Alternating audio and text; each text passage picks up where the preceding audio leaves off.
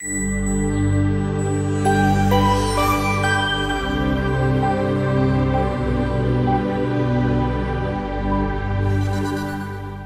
31, Job's resolutions. Now here's what's going on here. Here's some background. Job had been accused by his friends of doing a lot of stuff that was wrong, and that's why he was suffering.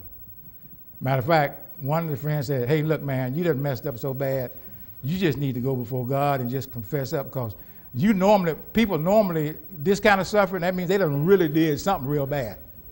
Now you got to remember that Job's body was all messed up, his breath stunk. His wife didn't want to be around him. She told him, you just need to go on and curse God and just die. So you're a mess. You just look like a mess, okay? And he was out there on the dump ground, and the Bible says, at what? With ashes all around him, and his friends were. And let me say this: sometimes no advice is the best advice, okay? His friends thought they were giving him good advice. They were just making it worse.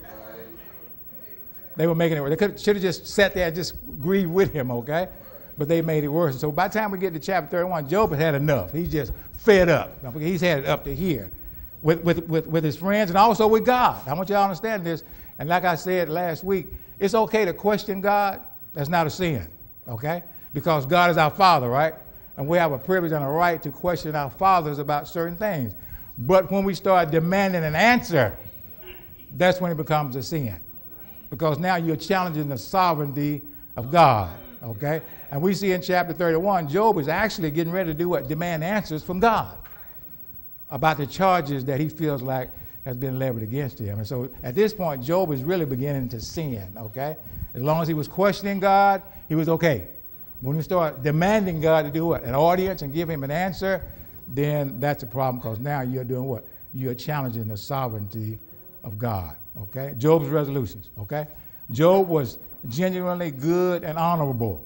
Good guy, and he was an honorable guy. And by his own testimony, he's going to tell you this in the rest of these 31 verses, okay? First of all, Job didn't lust, okay? That's verse 1 through 4. Job did not lust, okay? He says, I did what? I made a covenant. I made a covenant with my eyes not to look lustfully at a young woman. In other words, he's talking about a virgin here. When you see a young woman, he's talking about a virgin. In other words, Job says, I didn't do what? I didn't let my eyes stray in wonder and lust after a young woman, okay? And Christ says, if you do what? Adultery is more than just committing an act. He says, if you're married and you actually do what? Lust in your heart, then you've committed adultery. So Job says, you can't put that one on me, okay? He says, because I didn't allow my eyes to lust. In verse 2, he says, for it is our lot from God above, our heritage from the Almighty on high. It says, I need to do my other script. I need to use my own script rather than that little writing on there, because that's too small for me, okay? Yeah, that's a little small, okay? It says, it is not ruin for the wicked, disaster for those who do wrong. Does he not see my ways and count my every steps? In other words, Job says, I know if I lust in my heart after a young woman, guess what? I deserve destruction. I deserve God's punishment, okay? Then he says, verse 5, he says, if I have walked with falsehood on my foot, or has heard after deceit, let God weigh me in honest scales, and he will know that I am blameless. In other words, he said, if I've lied on anybody, if I've been deceitful in any way, then I deserve to do what? I deserve God's punishment, God's judgment, okay? And then verse 7, he says, if my steps have turned from the path, if my heart has been led by my eyes, or if my hands have been defiled, then may others eat what I have sown, and may my crops be uprooted. In other words, he said, I don't deserve to prosper. The things that I've planted, all the wheat and the corn and the grain, everything I planted, let somebody else eat it up. Okay, I don't deserve to prosper. Okay, if I have done wrong in my heart, if I've been deceitful, okay, in my heart, okay? And then verse 9 says, if my heart has been enticed by a woman, or if I have lurked at my neighbor's door. In other words, if I have done what? Lusted after my neighbor's wife, okay? He says, then may my wife grind another man's grain, and may other men sleep with her. Ooh.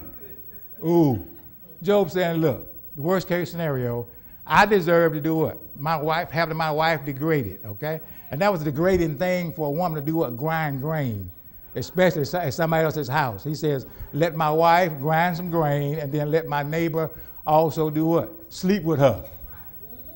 Now that happened to David. Remember David? Remember David when he slept with Bathsheba? Okay? And he confessed his sin. That was good. God says, guess what? The sword will never do what? Depart from your house. In other words, you have trouble within your own household because you did what? Slept with Uriah's wife and also had Uriah's wife killed, okay? And he says, guess what I'm going to do? Guess what I'm going to do? God has sent him. He says, all those women, now David had a lot of women, okay? They had concubines, okay? He says, all those women that you have, you did your little dirty and secret with Sheba. I'm going to allow the whole world to see you doing what? All your women, I'm going to let your son Absalom have sex with all your wives on the rooftop.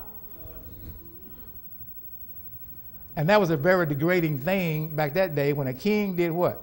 When his wives or concubine was submitted to somebody else or submitted to somebody, that means that person had control, authority, or control over the kingdom. Okay? And so Job is saying, guess what? Hey, if I committed adultery, somebody else, then guess what? Let my wife be demeaned. Let her grind somebody else's grain, and then also let her sleep with another man. Wow. Job is serious trying to prove his point that I ain't done nothing. Okay? Then verse 11 says, for that would have been wicked, a sin to be judged. It is a fire that burns to destruction. It would have uprooted my harvest. In other words, he's saying, if I did that, man, prosperity is no longer in my reach, and deservingly so. I deserve not to prosper if I did that. Verse 13, he says, if I have denied justice to any of my servants, whether male or female, when they had a grievance against me, what will I do when God confronts me? What will I answer when called to account? In other words, he's saying, look, my servants, I treated them fairly. I was not a harsh Lord over them. I treated them very fairly, okay? And then he goes on to verse 15 and talks about, did not he who made me in the womb make them? In other words, he's saying, guess what? They are equal to me. I'm not superior to them. And back in that day, that was unheard of to do what? Talk about you being equal with your servants. Because the Lord was always what? Superior to the servants. Matter of fact, servanthood was one of the most demeaning forms of society, okay? And so therefore he says, I counted myself equal to my servants. I treated them equal. And then he says in verse 15 also, did not the same one form us both within our wombs? In other words, he's saying all mankind is equal. All mankind is equal. You may be my supervisor, but guess what? We're still, in God's eyesight, we're still equal, and therefore we deserve equal treatment, okay? Then he says in verse 16, if I have denied the desires of the poor, or let the eyes of the widow grow weary, if I have kept my bread to myself, not sharing it with the fatherless, but from my youth I reared them as father would, and from my birth I guided the widow. In other words, he's saying, guess what? Not only was I good to my servant, but also I was good to society. Those people that are oppressed. And God is always concerned about the widows and the orphans. Talks about that all the time in the Old Testament and the New Testament, the widows and the orphans. Those widows were people in that day that couldn't help themselves. They had no family. They had nobody, okay? And so therefore, and the orphans were also, they may have had a family, but when he says orphans, he's talking about those that are fatherless. That's what God considers orphans, a person or a child that's fatherless. They don't have a father, whether the father is in the house, but he's what? Absentee, or whether he's not in the house, okay, or whether he's dead. God has a what? He has a compassion for young men and young women that what? Doesn't have a father that's actively present in their lives. And so therefore he says widows and orphans. And Job says, guess what? I even took some of them in. I even became a father to the fatherless, okay? And I also helped the widows out, okay? And then he says, if I have seen anyone perishing for lack of clothing or the needy without garments. In other words, he's saying here that I was what? I was a good citizen. I was charitable, I was benevolent, I shared my wealth. Verse 20, he says, and their hearts did not bless me for warming them with fleece from my flock. If I have raised my hand against the fatherless, knowing that I had influence in the court. In other words, as a judge, Job was also a judge in that culture, and they would stand at the gates and they would judge matters, civil matters, and he says, guess what? If I would judge anybody that's fatherless unfairly, then hey, I don't deserve to have good, I don't deserve to have prosperity, I don't deserve to have respect. I don't deserve to have honor. If I've done those kind of things, he said, I don't deserve good things to happen to me. And then verse 22, it says, then let my arm fall from the shoulder. Let it be broken off at the joint. He's serious. If I've done those things, guess what? Then guess what? I deserve to have one hand. Okay? Verse 23, he says, for I dreaded destruction from God, and for fear of his splendor, I could not do those such things. Okay, he said, because of my fear and my reverence for God, I could not see a widow go without. I could not see a child go fatherless. Okay, I could not see my servants be mistreated because I have a reverential fear for God. He said, I couldn't do those things. So he's commending himself, okay? And then the next series of resolution he's talking about, he was not deceitful before God or people. He was not materialistic. He was not idolatrous. He was not revengeful. He was not miserly or stingy. He was not hypocritical, and he didn't exploit others. Now, he's doing what? He's praising himself for all these things, okay, that he says he's not, all right? Verse 24, he says, if I put my trust in gold or said to pure gold, you're my security. In other words, he says, if I trust my money, if I trust my 401k, if I force my 403b, okay, he's saying what? The slide is not moving? Going backwards, okay? All right, gotcha. Y'all keep me on track because I can't see what's going on up there, okay? All right. And so he's saying that money is not my security. I don't trust in my monies or my wealth or my riches, okay? How many of us actually trust in our wealth or our riches, okay? If the stock market crashed today and you had all your stuff in your 401k, I mean, how would you deal with that? Okay? Would you go to the bottle? Would you go to drugs? What would you do, okay? Job says, I didn't put my trust in my what? In my gold, in my silver, in my wealth. Verse 25 says, if I rejoice over my great wealth, the fortune my hands have gained, if I have regarded the sun in its radiance, or the moon moved in splendor. In other words, he's saying, I'm not a stargazer or a star worshiper, okay? How many of us have checked our horoscope this morning? Don't raise your hand. If you have, guess what? You're an idol worshiper of astrology, okay? And let's just call it what it is, okay? Now, folks, well, I'm a Gemini, I'm a whatever case may be. Okay, all right. Then you're doing what? You are putting your trust in the stars. And what you're doing is reading your horoscope for today to see how life is going to handle you, or how life is going to be what dealt to you based upon what somebody says that this is going to happen to you today, based upon the position of the stars or whatever case may be. Job says, God forbid, I was not a worshiper of the stars or not a worshiper of my wealth. So I was not an idolater, okay? An idolatry is more than just a little wooden image that you worship, okay? You can be an idol worshiper of your wife. You can be an idol worshiper of your husband. You can be an idol worshiper of your job, okay? Anything that you put before God, it makes you what? An idol worshiper. We need to understand that, okay? And so in some cases, everybody in here is what? Is an idol worshiper in some case. Now let's just be real, okay? There's something in some of our lives that we do what? Actually have a priority over and put before God. Let's just be real.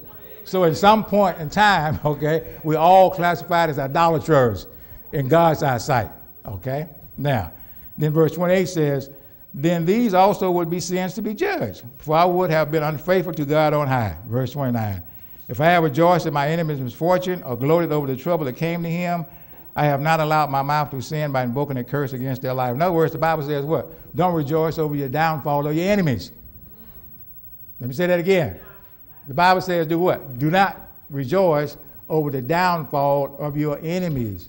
Matter of fact, he says do what? Pray for them that persecute you. And they will do what? By you praying for them and being nice to them, it will heap coals up on their head, okay? And so therefore, when your enemy falls, it's a sin to do what? Rejoice over that fall. It really is, okay?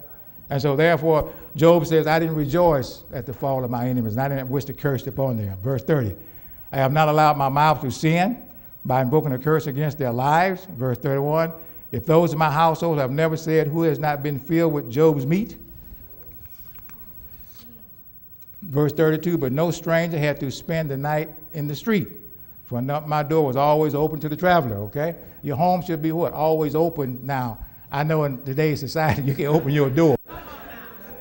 So everybody, that was a time, Sister Gaddis, that we could do that, okay?